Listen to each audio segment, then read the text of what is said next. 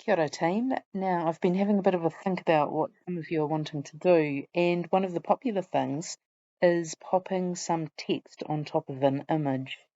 So I've had a bit of a play around to figure out how to do it, and I started with a W3 School search, and this is what I found. So it looks like this. So image. They've put a box with a bit of transparent colour through it, where they've put a H1 heading and some paragraph text. So I thought, right, let's have a go, and this is what I have done.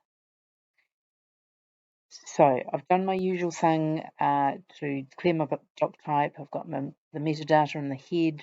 I've made the title, I've called it Today. Then in the body, this is what has happened.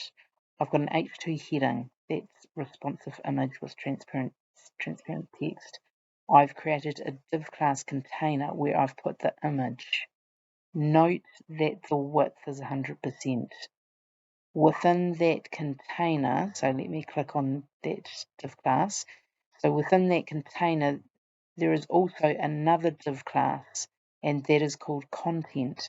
And that is where I've put my text, so an H1 heading and a P, some paragraph text. If we go and have a look at the style,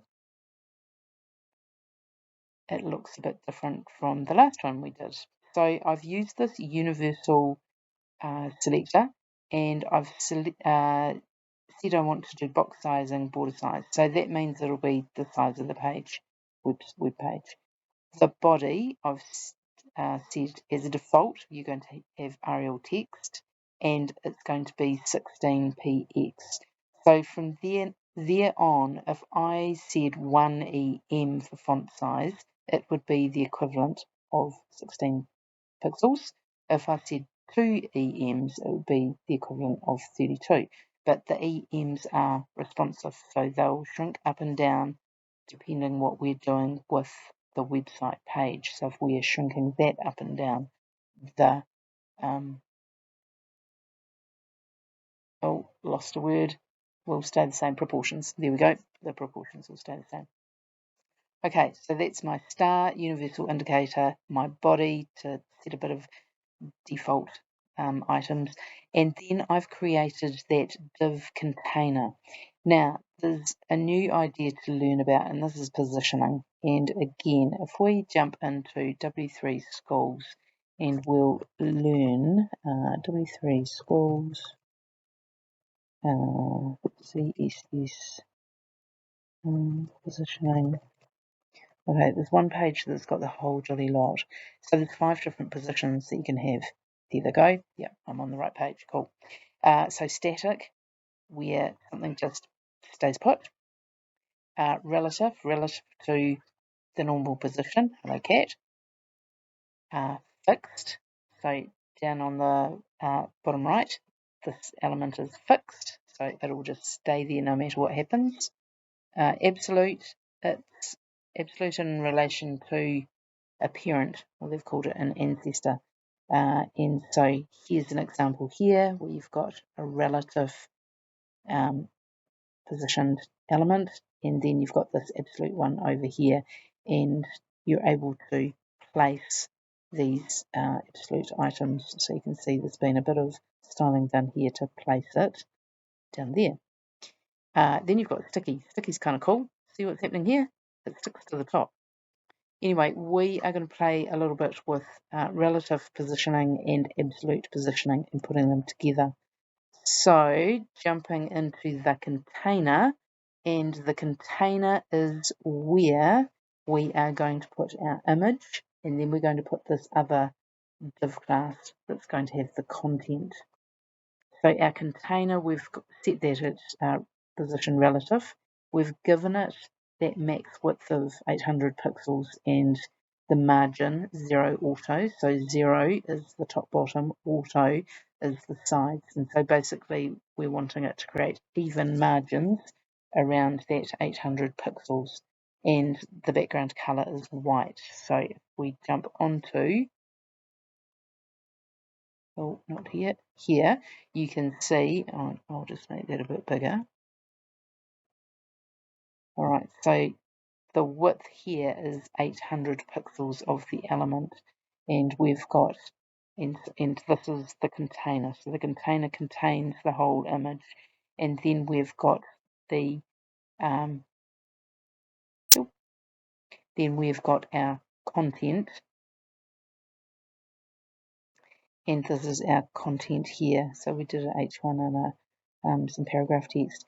Now note this heading here in black, responsive image with transparent text, it doesn't line up. Now the reason it doesn't line up is when we jump into the HTML page, that piece of text is not within the container, so it hasn't been styled to be 800 pixels wide. And in fact, I don't want it really, so let's just get rid of that. So we'll just get rid of that, save it. Now it's got a bit grumpy here. Let's just put a second body as in body tag, and actually let's just sort the alignment, because you know I like nicely aligned things. Yep, that's better. Cool, everything's lined up. Save that and refresh. Boom. Okay, so that's looking quite cool. So I'll stop there so you can have a bit of a play around with that. If you, and I really do recommend you do play around. Oh, sorry. What else do we need? Ugh, what else do we need to do? We need to, before you start playing around, you also need to style here. So we're choosing to style, or we're targeting the image within the container, and we're using a vertical alignment, and we're going middle. Then we are targeting the content that is sitting within the container.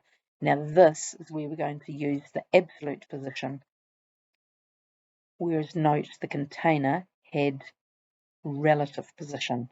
So this is targeting the content within the container, and we're saying I want it to head down to the bottom. Now this is where we had this background color, so I just blanked it out. So in actual fact I'll just get rid of it because I didn't want it, but you might, so it's worth knowing, having a look at that and knowing how to do it. I have chosen the colour of my text to be a whitish colour, the width to go across 100% across those 800 pixels here, but there's going to be padding on each side and top bottom of 20 pixels. Alright, and so that gets us this. And if we inspect it, we can click on our container. Oh, we can get onto the content. There's our heading, and there's our paragraph text. And you can see the different things here. You can untick, tick things in, tick things out. It's always interesting to see what happens. Padding makes quite a difference. Alright, so go and have a play with that, and I'll be back soon.